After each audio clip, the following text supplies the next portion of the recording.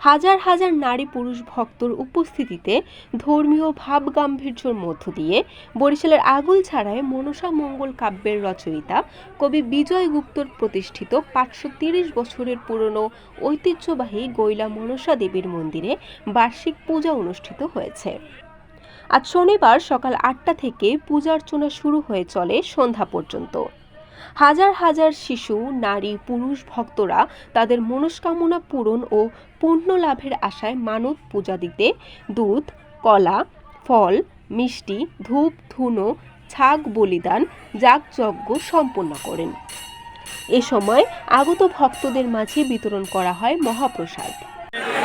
উপজেলা প্রশাসন এবং লোকাল নেতৃবৃন্দ সহ স্থানীয় গণ্যমান্য ব্যক্তি এবং স্থানীয় জনসাধারণ সকলের সহযোগিতায় আমরা শান্তিপূর্ণভাবে আজকে মায়ের পূজা ভক্তি সহকারে এখানে অনুষ্ঠিত হচ্ছে। আমাদের প্রসাদ বিতরণ চলছে এবং আমাদের এখানে ভক্তরা তাদের মনোবাসনা পূর্ণার্থে প্রতি বছরে নেয়, এবছরও পূজা দিতেছে। জগৎ বিখ্যাত কবি বিজয় গুপ্তর স্মৃতি রক্ষায় মনসা মন্দির সংরক্ষণ ও উন্নয়ন কমিটির ভারপ্রাপ্ত সভাপতি তারক চন্দ্র দে জানান, দেবী মনসা পূজা উপলক্ষে পূজার আগের দিন থেকেই দেশি বিদেশি ভক্তরা সমবেত হতে শুরু করেন মন্দির আঙিনায়।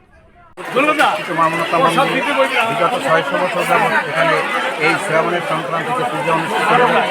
আমরা এই ছোটবেলা জন্মলগ্ন থেকে এই পূজার দিনে এখানে আসি, মায়ের প্রতি অর্ঘ্য নিবেদন করি।